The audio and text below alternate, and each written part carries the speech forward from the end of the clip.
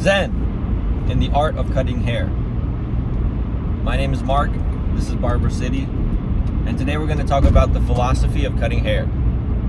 But what is philosophy without first a history lesson? And so today I'm going to follow up with working at my uncle's barbershops after learning how to cut hair at my dad's barbershop. I have multiple uncles, some that own barbershops in Manhattan, some that own barbershops in Brooklyn, some that own barbershops all throughout Queens, and I had a lot of experience at those shops. A very unique experience working with my uncle initially, from like 17 to 19. I still wasn't a master at the game. I still was learning how to cut hair, and it's where I learned, aside from technique, is a philosophy of cutting hair.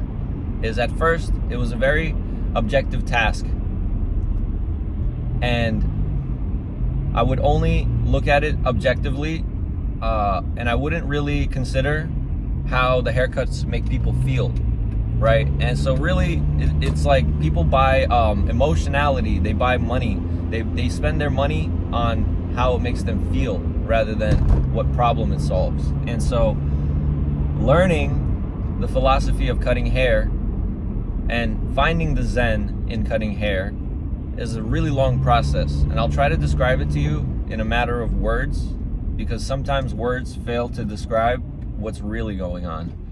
And so cutting hair is surely an objective issue. Look, I have a lot of hair and I need it cut. It's too long. Figure it out for me. Fix this problem so that I can go back into my life and not have to deal with hair. So people are coming to you with a problem. It's a very objective problem, but they're experiencing it subjectively, okay? Which makes this a unique problem, that most jobs are either objective and you have to fix the object, and other jobs are subjective and you have to help fix what's going on inside of the person. And cutting hair happens to be a hybrid of both types of hair, where you're expected to fix the objective problem while also taking good care of the subjective issue. So when a customer comes in, you're likely, the chances that they have a problem with their hair is high, and that's what brought them in. And so I value consultation at the beginning of a haircut, because it helps me figure out what's wrong with their hair and what they plan to do with it. And it's very case by case.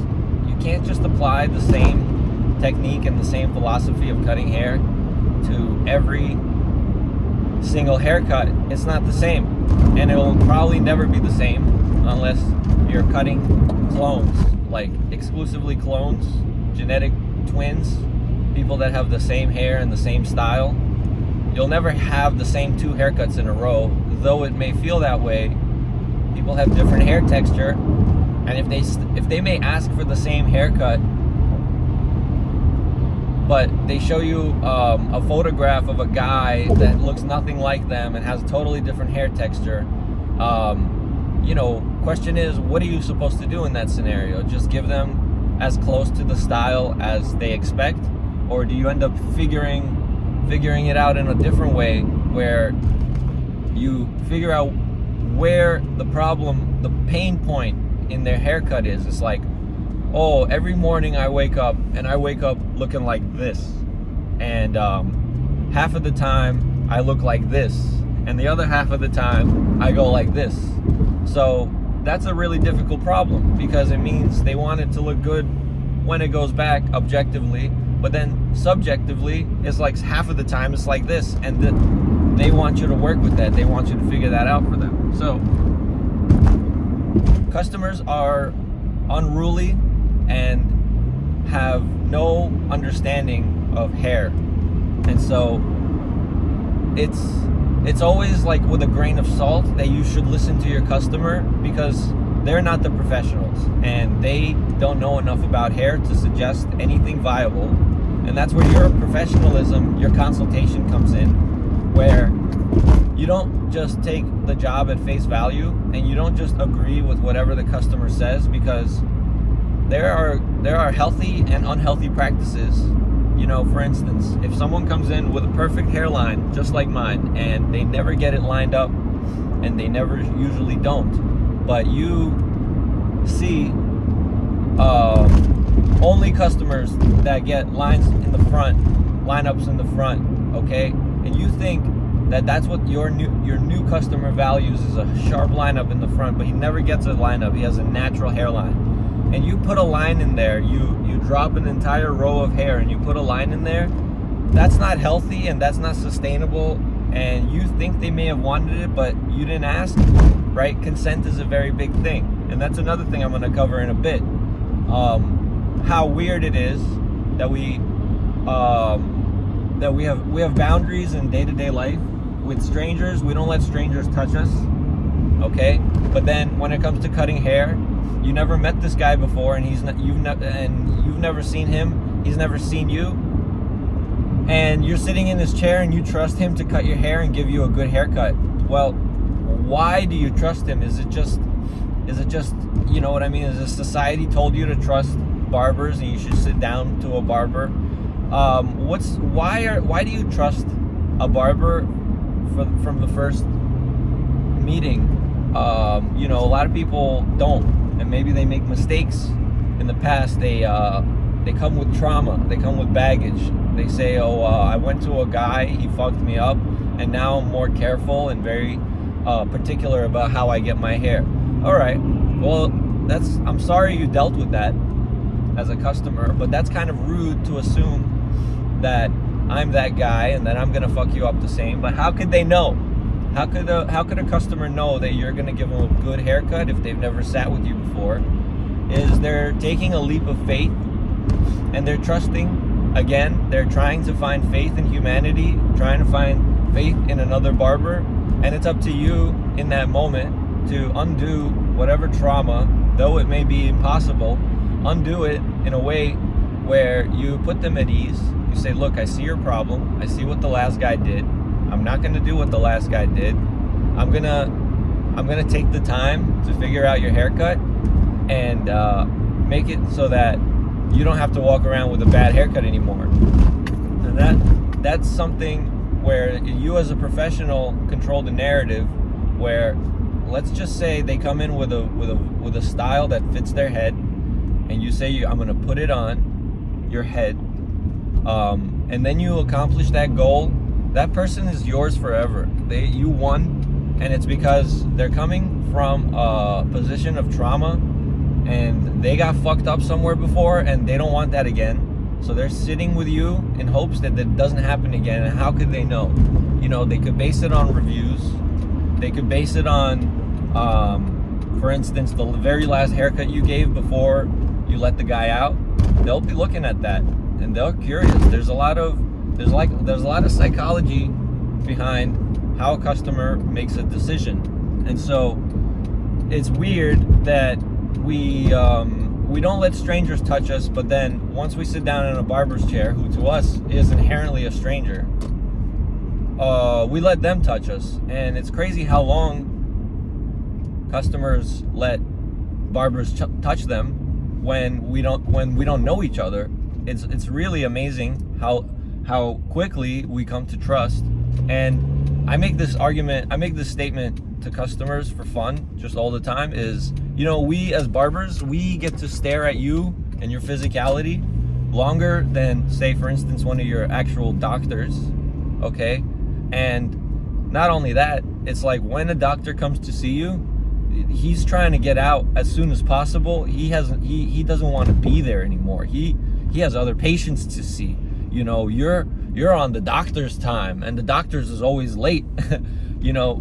And so what I'm trying to say is, haircutting is weird. Haircutting is sort of like boundary disillusionment. Is we don't trust anyone else as much as we trust our hair cutter, and haircutting is a caretaker's position, and we trust our caretakers to not do us wrong, And so let's say, you know, let's say you have a very poor philosophy about cutting hair. You don't know why you're cutting hair. You don't know how to cut hair.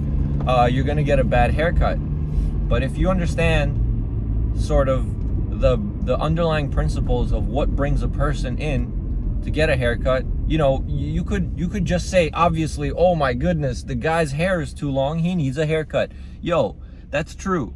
But then you also got to find out, you're gonna find out why the person is there in your chair. It's kind of interesting how you run the gambit per customer. You really don't know why they're there. Sometimes a guy comes in for a haircut.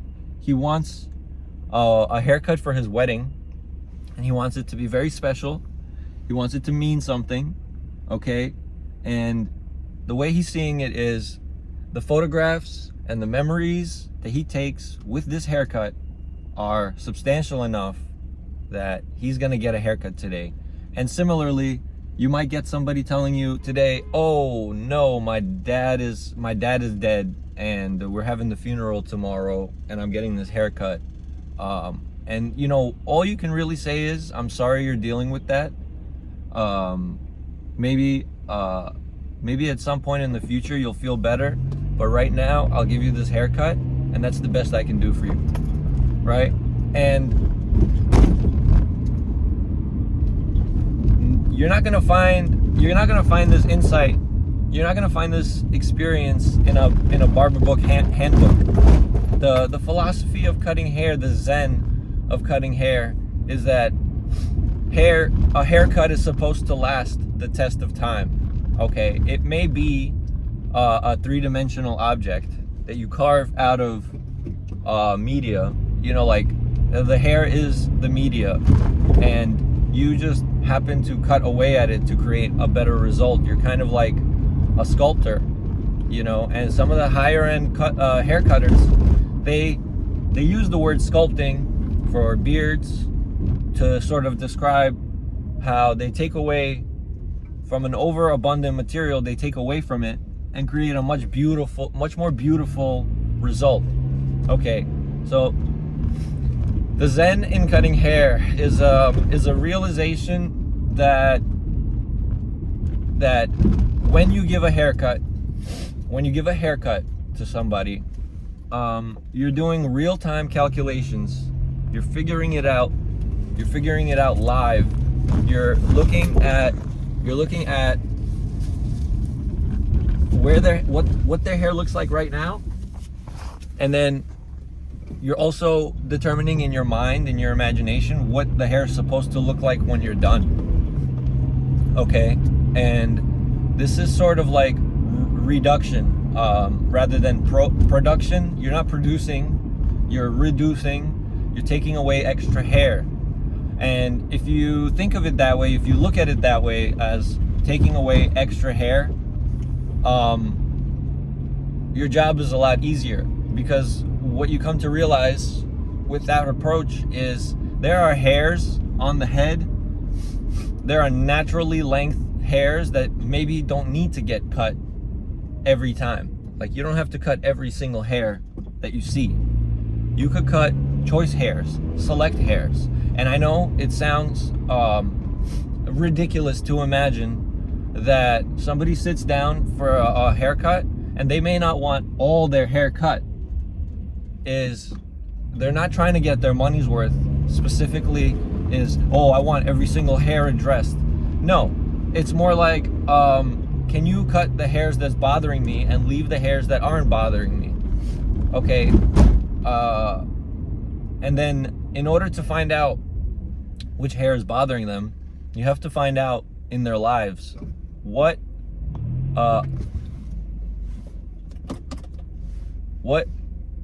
you have to find out what's bothering them and how they plan to use their hair.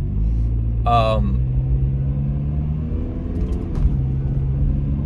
give you an example. This is a very small example, but some of my longest hairs, they usually are long enough to loop behind my ears.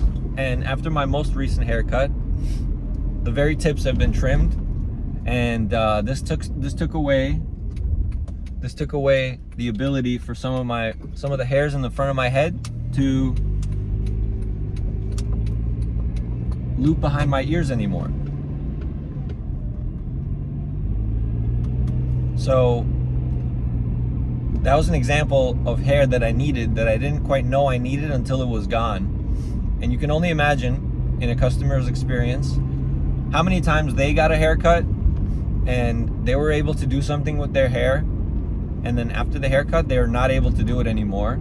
Okay, and then basically the haircut totally missed the point of what the customer was trying to do.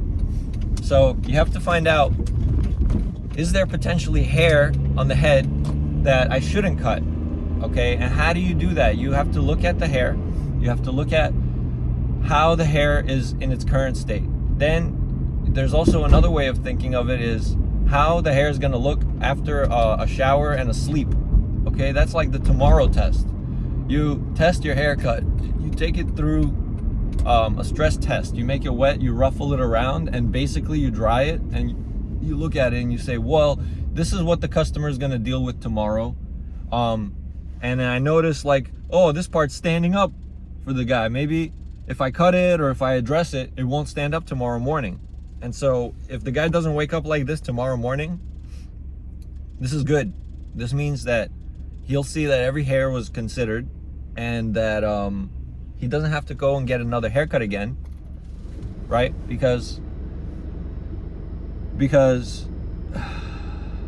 no one, okay, there are moments in a person's life after a haircut that determine about the haircut more than anything. It's like people have people at home that look at the haircut and say, oh, what's this?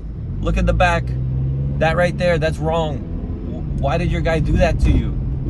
And then the guy has to turn around and say, well, I didn't even know that happened. It's like, and then the other person starts egging him on, like, yeah, you didn't notice that? It's like, and now the customer's thinking, wow, initially I was happy with this haircut, and then someone pointed out something negative about it, is make it so that third parties don't ruin your perception of your haircut a week from now. Okay, even a week from now, that's a lot of time. You know, I mentioned earlier, like, the dimensionality of haircut is it's mostly a three-dimensional object, but it also has to stand the test of time. So it's actually a four-dimensional object. You know, you give your customer a service and you provide them something that is four-dimensional. It actually lives in time. You know, before even it makes it onto the hair, it lives in your head. So a haircut is kind of a four-dimensional object. And so in essence, you yourself have to be a higher dimensional being to give a four-dimensional object. Okay, so essentially a good barber, a great barber, is a timeless barber, a person who sees how the hair is going to grow, who also, for instance, if somebody came in with an overgrown bad haircut, that's another indicator, that's another sign. Okay, you look at it and you say, well, obviously whatever they're getting in the past is not working, and maybe I should do something different. But it's about the customer and their ego and their poor understanding of the situation. Where, for example, when I bring my car to the mechanic, okay, and I bring my own parts, the mechanic tells me, listen, I'm gonna install these parts and this job is gonna be cheaper for you, but I can't guarantee that the parts you brought me are gonna stay good, and I can't guarantee that after I install the parts, that if anything breaks, I can't guarantee the work, right? Is it my fault that the part breaks, or is it your fault for bringing the shitty parts? So the mechanic always inherently warns you that, hey, listen, if you're gonna bring your parts, I can't guarantee your work, and you're gonna have to live with that because you're trying to save a buck. Well, okay, the flip side of it is you pay more, right? You pay more for the parts and labor from the same guy. You let them source the parts, but they guarantee the work. The reasoning, the difference is is like, if the parts broke, great, we ordered them and we're going to talk to our distributors and we're going to get our money back, but we can't talk to your distributors if you brought the parts, right? And so it's the same thing to a different degree with cutting hair. Is customers ideally don't have a say or any kind of input into what kind of haircut they should get. Is ideally a good customer literally sits down in your chair and says, makes me handsome, give me something good, make me look good, use your professionalism, use your best judgment, and get me right. And these are ideal customers because they're not picky, and they don't think they know better, and they don't come from a position of trauma. Or if they do, and they've changed their leaf, they've changed their tone, and they say more things like, look, I don't know what would look good on me, I've tried it all, I'm gonna let you decide. Those are our ideal customers, because really the professional happens to know best. You don't do it yourself, because the professional happens to know best. The professional has the tools. Not only do they have the tools, you also respect their wisdom, their experience, by not questioning how they came to a certain conclusion about your hair or whatever the deal is. An ideal customer is someone that doesn't have a bone to pick with the service provider. An ideal customer is happy to pay and is open-hearted and open-minded enough to let someone make a final decision about how they look. And those customers are happiest because they're not like a control freak, okay? And they're not questioning you like really, really odd questions like, hey, how long have you been doing this? Do you know how to do a fade? Weird questions like I don't know, like they obviously don't know, so that's why they're asking. But it comes off rude if you decide to take it that way.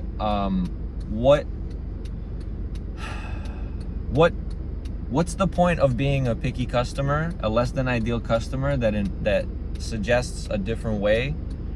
The problem is that you almost always get a lesser result because you're making the professional do something they may not have wanted to do on your hair. All right, and you're almost always going to have, let's say, you're always going to have customers, regardless of your work style, that say no. Instead of what you think is going to be best for me, I saw this picture online and I want you to do this to me, and I'm going to try to pull off the look. Okay, and you really can't say much to that. You can't just say, no, look, I'm the professional and you should listen to me because I know best. And it really ain't like that. It's kind of a collaboration. Usually the best haircuts are a collaboration between what the customer thinks they want and what the barber knows would be best for them. It's somewhere in between. Okay, it's not exactly always listen to the customer, and it's not exactly only do what you want to do. Ideally and eventually, you remember what every customer wants, and then you do it for them without them asking for it. And then if they want something new, if they want something different, they'll tell you. And that's solely up to your professionalism, solely up to your intention as to how you want to serve people. Serving people, in terms of like philosophy, is a very selfless act. It's saying like, okay, look, I'm gonna put off the things that I want to do, like scrolling on my phone or talking to my wife or anything. I gotta put these things off for later to serve you now. Okay, it's not as if I wouldn't rather be smoking a cigarette than cutting your hair. There's, you know what I mean? Like,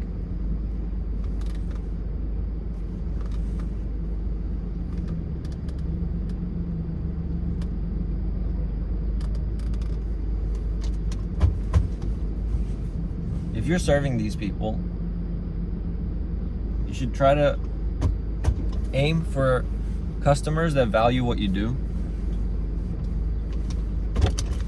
Because it would be like you value what you do. You want the thing to work out well. And so do they. So you're kind of on the same team.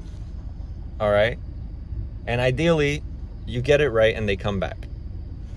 So the zen in the art of cutting hair comes from understanding that you can give somebody a good haircut and they may not know what a good haircut is. And so somewhere in between, somewhere in the conversation where you both exchange information and you both learn something, is the solution. Okay? And so we'll talk more about the art of cutting hair,